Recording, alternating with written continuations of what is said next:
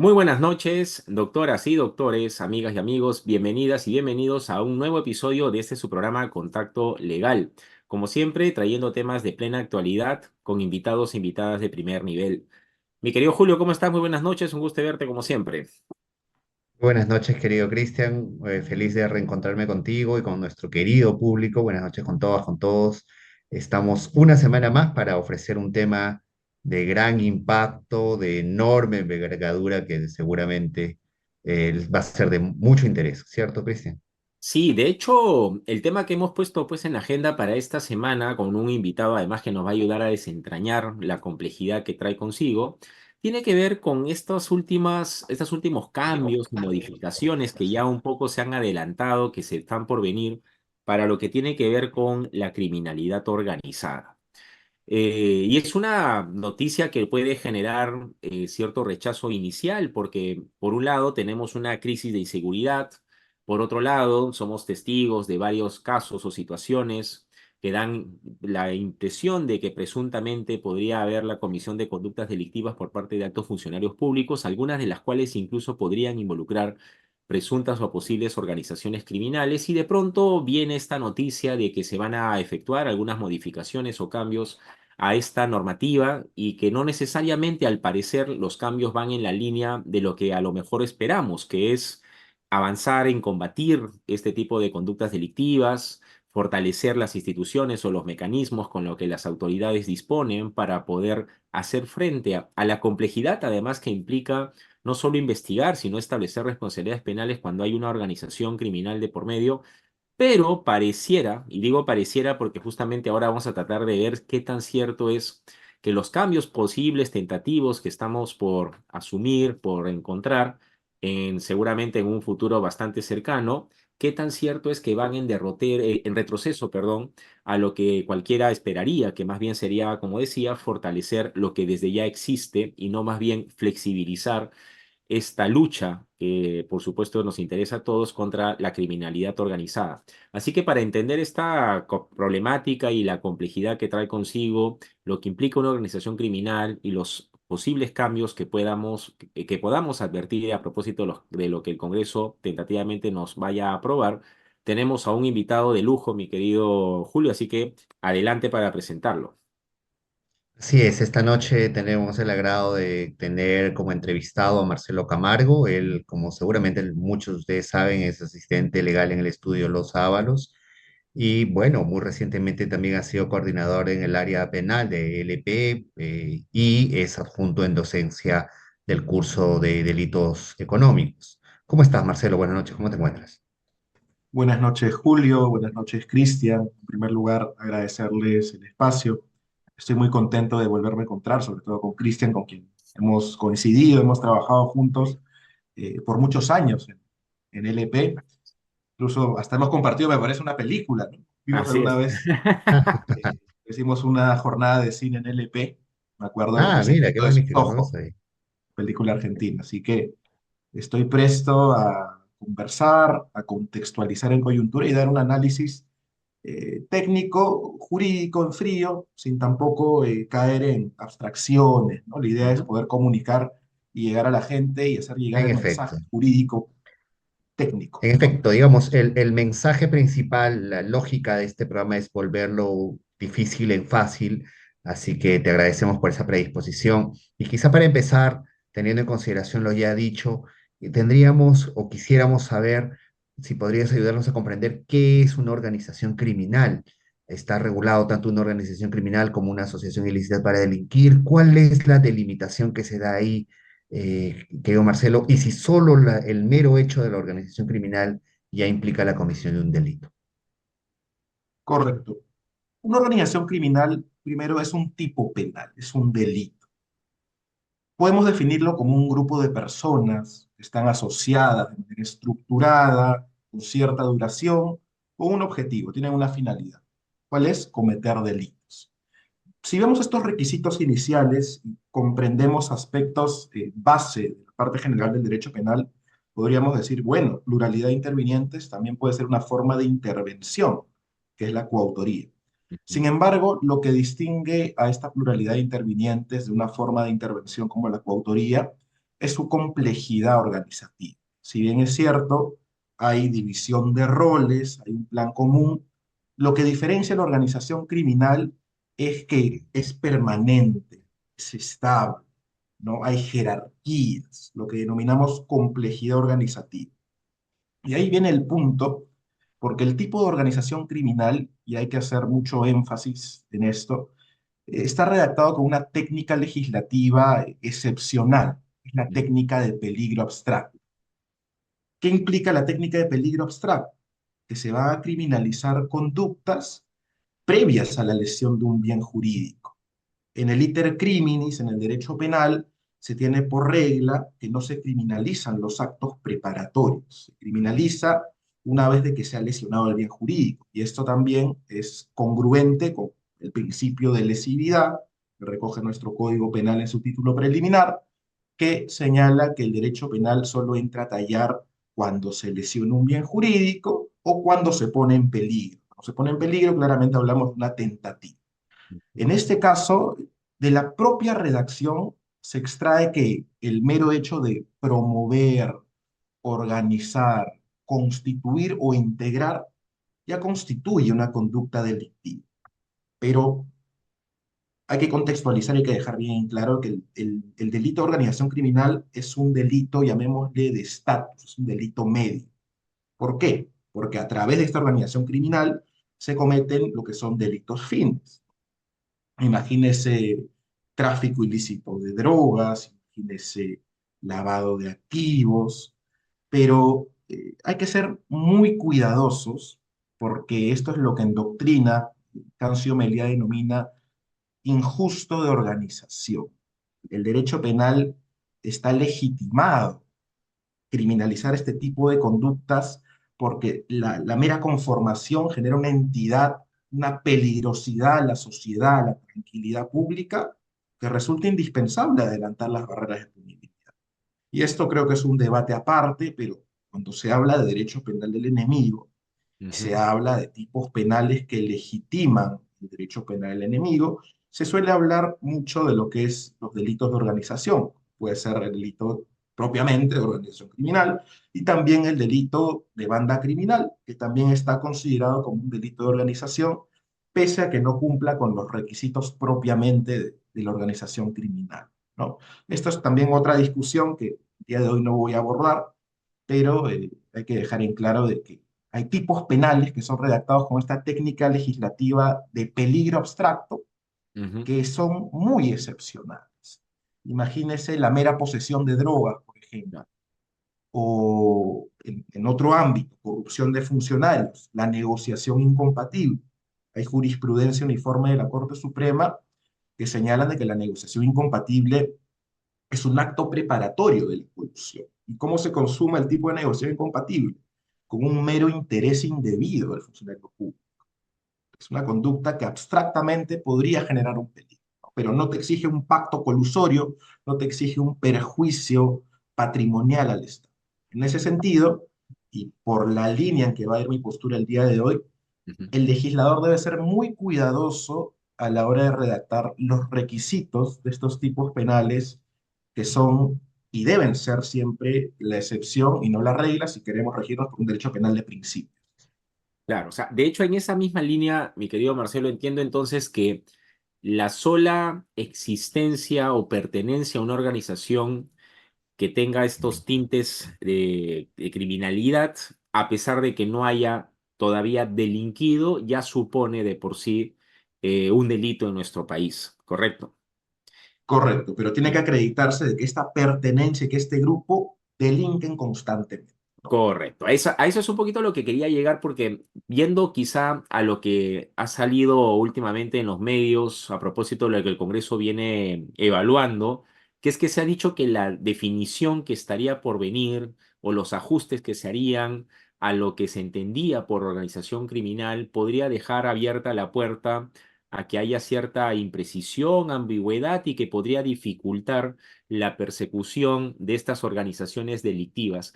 Esto tú que conoces mejor que yo esta materia, ¿Qué tan cierto es eso de que lo que está cocinándose en el Congreso podría significar entorpecer o dificultar la persecución de estas conductas delictivas o esta en particular que es la organización criminal? Yo discrepo con esa postura. Yo creo más bien que las modificaciones que se aplicarían en base a este proyecto de ley, Ujú. al contrario, buscan definir con mayor precisión qué se entiende por organización criminal. Exige, además de la necesidad de una estructura compleja, le pone otro requisito, mayor capacidad operativa, Y quizá, roles perdóname definidos. Marcelo, sino para que nuestro público nos siga, cómo está ahora la fórmula legal y cómo estaría con lo que el Congreso está cocinando para que entiendan lo que tú estás planteando de que estaría en una línea de mayor precisión y por lo tanto, al parecer, un mayor cumplimiento incluso hasta el principio de tipicidad, porque tendríamos una claridad inexcusable, digamos, de cuándo estamos ante una organización criminal. ¿Cómo es ahora y cómo podría ser si es que lo que el Congreso nos está cocinando finalmente sale a la luz? Actualmente, la estructura compleja y la división de roles es Ujú, una exigencia del tipo de organización criminal. Ahora lo que se introduce es el término mayor capacidad operativa, ¿no? Con roles definidos, roles coordinados, con la finalidad de cometer delitos graves. ok, Además de que cierra un poco el umbral punitivo, lo cierra en el sentido de que limita de que los actos de organización criminal, que estas organizaciones criminales se reduzcan a lo que son el control de mercados ilegales, beneficios económicos, prácticamente delincuencia económica.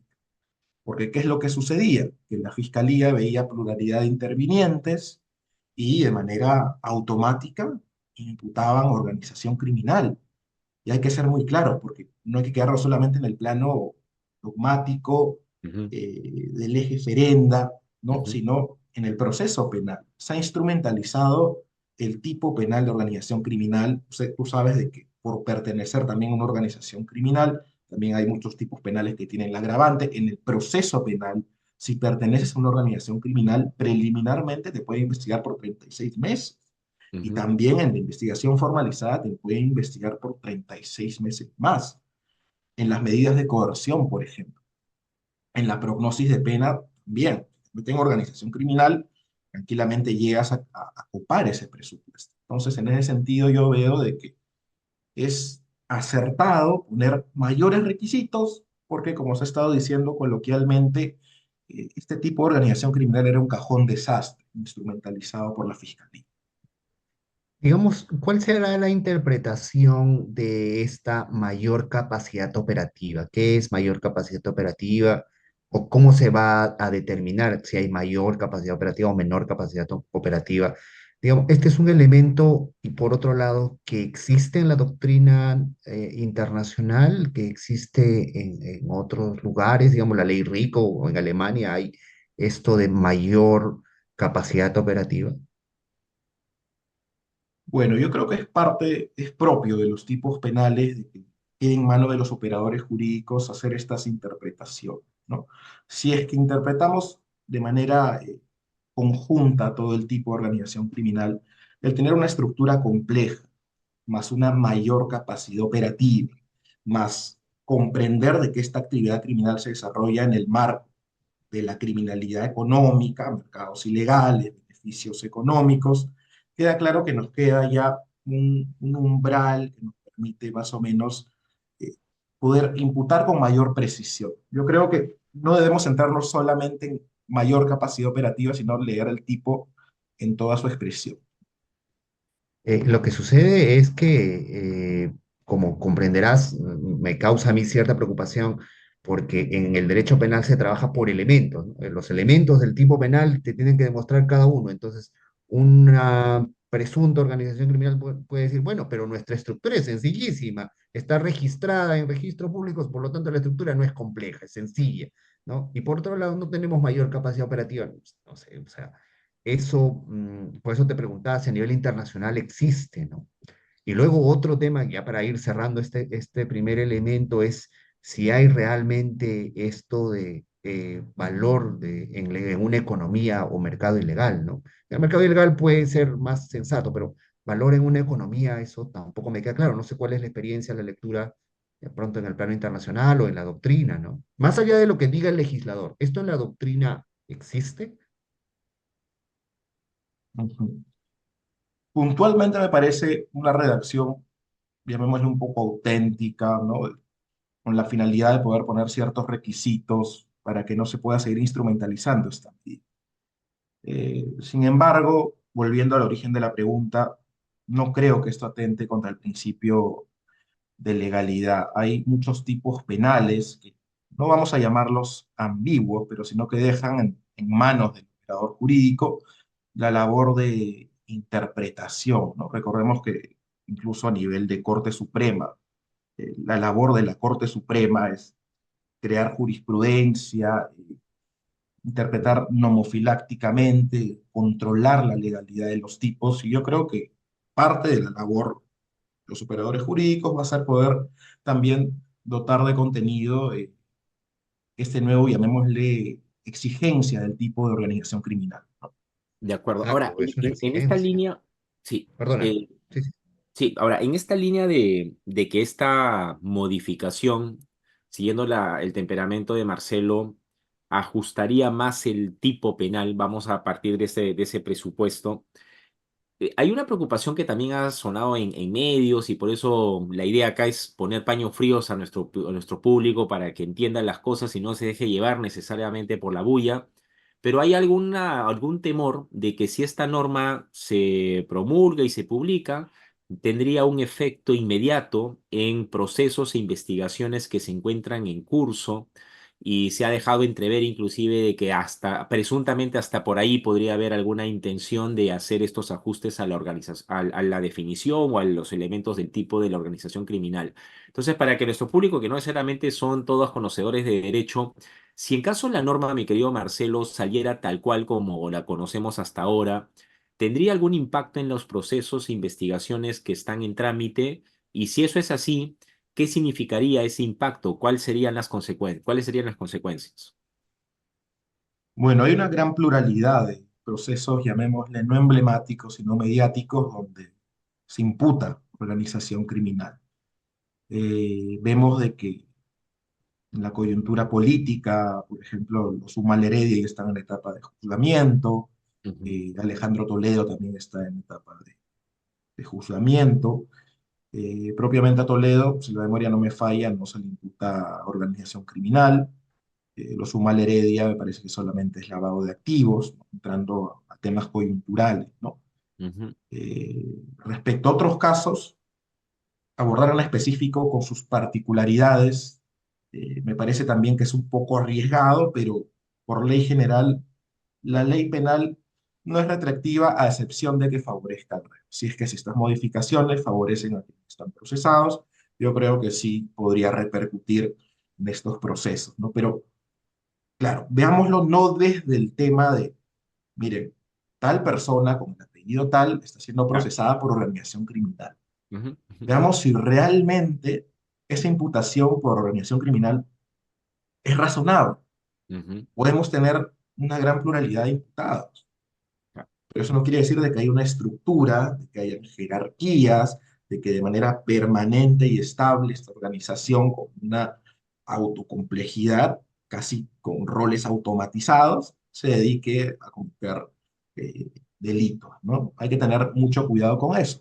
Si es que yo creo de que en la medida no se cumplan con los nuevos requisitos de organización criminal, pues en buena hora que la ley penal sea retroactiva. claro. O sea, en todo caso, para que le quede claro a nuestro público, habrían dos niveles de análisis. Independientemente de nombres, comparto contigo, aquí nunca pensamos en un caso en particular, porque aquí no somos, y justamente más bien estamos en contra de los juicios paralelos que al final terminan contaminando el derrotero de procesos que tienen su propia complejidad y al final se termina generando una sospecha de que hay alguna impunidad cuando hay cuestiones legales y cuestiones muy técnicas que a veces no entendemos y por eso partimos de dejarnos llevar por la bulla. Por eso yo decía que independientemente de la bulla o el ruido, el tema aquí es que habrían dos niveles de análisis si es que esta norma entra en vigor. El primero sería que si la norma conforme sale es más favorable porque ajusta el tipo penal y lo que presuntamente antes estaba siendo objeto de investigación o proceso bajo la nomenclatura anterior de organización criminal y la actual descartaría algunos elementos bajo los cuales esos procesos de investigaciones se estaban llevando a cabo, se tendría que aplicar la nueva norma bajo esta lógica de la retroactividad benigna. Y el segundo nivel de análisis sería más bien si efectivamente en el caso concreto configura el tipo, ¿no? Porque esos son dos niveles de análisis, ¿no? Primero es ver que la norma actual, la que eventualmente salga en vigor, sea realmente más favorable y segundo, según cada caso, si realmente configura la conducta delictiva, ¿no? Que de hecho eso es parte y responsabilidad y tarea del juez según cada situación o caso en particular, ¿no? Estaremos en la misma línea, ¿no? Creo que serían esos dos niveles de análisis bien importantes y que el público se pare, ¿no? Porque algunos piensan que porque sale la norma ya está, y en realidad hay una responsabilidad del juez también de valorar en función de cada caso esa aplicación benigna y en función particularmente del caso si condena o no, o si imputa o no finalmente la responsabilidad penal correspondiente. Muchas gracias, Claro, Marcelo. Sí, algo que me dime, dime, gustaría precisar ya por para favor. cerrar el tema del principio de legalidad. Sí, El Código Penal no es un diccionario jurídico penal. claro. Le Ujú, corresponde a la dogmática, ujú, a los doctrinarios, los estudiosos, también dotar de contenido ujú, a estas normas, también a la jurisprudencia. La Corte Suprema, con el rol que tiene, a través de las casaciones, a través de la finalidad nomofiláctica que tiene la casación, del control de la legalidad, de la predictibilidad que tiene que haber en las resoluciones, tiene que también dotar de contenido, puede también ser materia de un interés casacional, estos términos propios de los tipos penales, ¿no? Se me ocurre mm, infinidad de tipos que también yo podría decirme, oye, esto no cumple con las exigencias del principio de legalidad visto de manera genérica. Imagino, por ejemplo, el interés indebido en la negociación incompatible. Que es algo que también, a primera vista, suena ambiguo, ¿no? Y también para los que nos ven, ya que estoy con dos constitucionalistas, No, recomiendo leer la sentencia del Tribunal Constitucional de Marcelino Tineo Silva, donde desarrollan de manera impecable el ujú. principio de legalidad. Sí, ahora, yendo quizá a otra preocupación que concita esta normativa, es en el ámbito de las medidas que la Fiscalía podría hacer uso de cara a recabar elementos de prueba para luego formular su respectiva acusación. ¿Qué tan cierto es dentro de la bulla y el ruido que viene concitando esta normativa que eventualmente está próxima a salir? ¿Qué tan cierto es que alguno de los cambios podría suponer alguna forma de entorpecer, dificultar esas diligencias o acciones que la Fiscalía, que incluso ya en medios pues conocemos varios casos en los que hemos advertido lo que los fiscales hacen en el marco de su esta tarea de poder encontrar o recabar elementos de prueba? ¿Es cierto que esto puede tener alguna implicancia en ese ámbito también, en el tema de las medidas que tradicional o normalmente hemos visto incluso en las noticias que disponen los fiscales para poder encontrar o recabar elementos de prueba? Bueno, el proyecto menciona que la Fiscalía puede llevar a cabo medidas como el levantamiento secreto bancario, la secretaria, propio allanamiento. Yo creo que lo más polémico, porque no me parece para nada polémico decir que la medida tiene que ser solicitada y justificada ante un juez. Si es que eso nos parece que pone en riesgo la autonomía del Ministerio Público, no estamos hablando de un Estado constitucional. Lo que puede ser polémico es que deba estar presente el interesado, el allanado, y su abogado defensor durante el allanamiento. Eh, es polémico. Sin embargo, desde mi perspectiva me parece idóneo en salvaguarda del derecho de defensa. Hemos visto muchísimas arbitrariedades en allanamientos, hemos visto inconductas del Ministerio Público, así es que, y también reconociendo que el derecho a la defensa tiene reconocimiento constitucional, me parece que es una medida idónea y adecuada, ¿no? También vi que de parte del Ministerio Público decían no, que ahora tenemos que llamar a la defensa y avisarles que vamos a allanar. El proyecto de ley tal cual no exige eso. Lo que exige es que, Volveremos específicamente a lo del allanamiento, pero para terminar, digamos, las medidas que Cristian y yo preguntábamos con relación a lo de las organizaciones criminales. ¿Sí te llama la atención, te hace ruido, te parece justificado de esto con relación a las medidas limitativas, que era lo que un poco también partía Cristian, que, por ejemplo, en el caso de los partidos políticos no puedan el juez bloquear o inmovilizar sus cuentas? ¿Cómo se ha justificado esto? ¿Cómo ves tú esto desde la perspectiva penal? Bueno, eso me parece que es materia de una reciente... Está en el mismo, digamos, proyecto, ¿no? Claro, recordarás que en este paquete que ya se ha votado en primera votación de esta ley que modifica la organización criminal, también prevé, digamos, para replantear un poco, que entre las medidas limitativas de derecho que puede dictar el juez, no está el bloqueo de cuentas o inmovilización de cuentas de, entre otros, los partidos políticos, las organizaciones políticas. Entonces, ¿cómo No he analizas? hecho un especial análisis de ese punto, sinceramente. No podría darte mi perspectiva. Comprendo. Bueno, pero entonces sí, para que retomes un poco el tema del allanamiento, ¿cuál ha sido, digamos, para que nos expliques, para que le expliques a nuestro público la variación primero? Y luego, claro, ha habido una polémica, ¿no? Creo que yo también coincido contigo que no es como se está pintando en muchos medios. Y luego, entonces, cómo debe interpretarse o cómo debe entenderse esta disposición que se está cambiando en esta misma disposición que se propone y ya votada en primera votación. Ujú. Bueno, como te decía inicialmente, que haya la presencia del interesado, de su abogado durante el allanamiento, es idóneo en salvaguarda el derecho de defensa.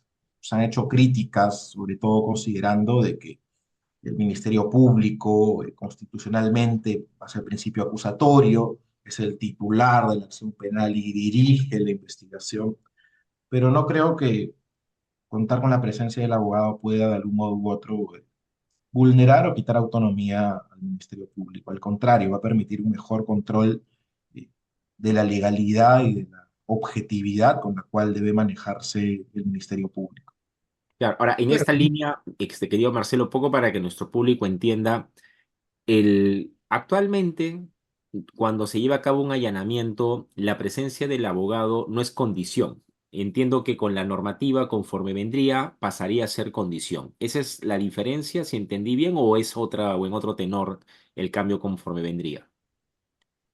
Así es, correcto, correcto. En el caso de organizaciones criminales, correcto. Ok, sería condición. No podría allanar y súbitamente si no está el abogado presente en esa actividad, ¿correcto? En esa no, diligencia, digamos. pero ojo, ahí para que pueda puntualizar también Marcelo, la idea del proyecto de ley es que sí se puede hacer el allanamiento, y el ingreso no hay problema, hasta donde entiendo. Marcelo me corregirá. El asunto es que una vez dentro, ya la pesquisa, el registro, no se puede hacer sin que esté la presencia del abogado o del abogado de defensor público o por lo menos de la parte interesada, ¿no? Con su defensa, con una mínima defensa. Entonces, sí puede la fiscalía ingresar, ¿no? O sea, ya nada va a salir, digamos, del medio. Por lo tanto, parece que esta crítica no es tan fuerte. Eso es algo también de lo que decías, Marcelo. Correcto, pero hay que tener en cuenta que estamos todavía en una primera votación. Ujú. Yo creo que es un proyecto de ley, si lo vemos primigeniamente, tiene buenas intenciones. Desde el lado de la defensa se ha visto cómo se ha instrumentalizado el tipo, cómo han habido allanamientos que han excedido la legalidad y el marco constitucional de funciones que tiene el Ministerio Público. La cosa, y lo que tenemos que sacarnos un poco de la cabeza, y es muy difícil, porque puede que sí o puede que no, es que los congresistas puede que puedan sacar leyes con nombre propio. Y uno, desde el otro bando, desde el bando del que analizamos el tema jurídico, tratamos de no verlo de esa manera, ¿no? Pero me parecen muy legítimos y es saludable propio de la libertad de expresión de que se hagan estas críticas que yo digo pueden levantar muchas suspicacias, ¿no? Comprendo que será también materia de otra entrevista, otro conversatorio, conversar también sobre esta ley que ya no permite responsabilizar penalmente a los partidos jurídicos, ¿no? Recordemos que tenemos una ley 3424 que formalmente se denomina Ley de Responsabilidad Administrativa de Personas Jurídicas, pero lo que desde la doctrina criticamos, que es una ley que establece un marco de delitos que puede cometer la empresa como un hecho propio, basa un principio de autorresponsabilidad en un proceso penal. Entonces, que la ley se llame como quiera, pero si regula delitos con consecuencias penales, es la responsabilidad penal. Claro, o sea, Ahora, de hecho, digamos, dale, dale, bueno, dale, dale, Julio, dale. gracias. Digamos desde la experiencia que tienes y que entendemos que después del allanamiento hay un control judicial, ¿está justificada, digamos, esa modificación? Ha habido muchas decisiones que anulan, que cuestionan, que ponen en entredicho lo que ha hecho el Ministerio Público de la Policía y por tanto esta disposición legal justifica o se basa en alguna casuística o cuál ha sido la experiencia. Porque claro, escucho decir que ha habido muchos abusos, pero esos abusos, digamos, han sido materia de la experiencia jurisprudencial o, digamos, queda en el ámbito del litigio, ¿no? Del cuestionamiento de la defensa. Ujú. Correcto. En primer lugar, puntualizar de que la modificación aún no se da. Ujú. En el proceso penal existe un mecanismo denominado la tutela de derechos, ¿no? Que antiguamente con el viejo código, cuando se infringía, cuando se lesionaba el derecho de alguno de los sujetos procesales, se tenía que recurrir por la vía procedimental, constitucional propiamente, ¿no? De los procesos constitucionales. Ahora, intraproceso tenemos la tutela de derechos. Y sí, hay bastante jurisprudencia. Puntualmente no tengo a la mano las casaciones, los No, recursos de claro, nulidad, claro. las apelaciones, pero sí donde en allanamiento se han vulnerado efectivamente derechos, incluso se ha podido excluir material probatorio debido a que se han lesionado derechos fundamentales en estos operativos. Entonces, si es que se puntualiza y si es que tenemos ahí a alguien que de algún modo u otro va a controlar esta situación, como es el abogado defensor, como también el Código Procesal Penal lo establece, que el abogado defensor puede estar presente en las declaraciones de los testigos, puede estar presente también cuando se está haciendo algún acto de investigación, para tal un modo u otro garantizar este, este derecho, ¿no? Este derecho a una correcta defensa. Entonces yo creo de que esto también podría beneficiar a la Fiscalía para que de ahí tutela de derechos no les excluyan el material producto de un allanamiento. Un allanamiento exige una gran logística, exige un gran movimiento de bastantes operadores dentro del Ministerio Público, no es algo tan sencillo, ¿no? Así es que también por utilizar los recursos del Estado eficientemente, yo creo de que si este proyecto de ley, no solo hablando del allanamiento en general, se pule, se perfecciona, yo creo de que podríamos incluso hablar de algo, un cambio muy positivo, ¿no? Volviendo un poco también al tema de las modificaciones al tipo penal de organización criminal. En el caso de los cuellos blancos, por ejemplo, se imputa crimen organizado y se imputa también tráfico de influencias. El tráfico de influencias no se desarrolla en un marco de actividad económica propiamente, es un acto de corrupción de funcionarios. Entonces, ¿qué tenemos ahí?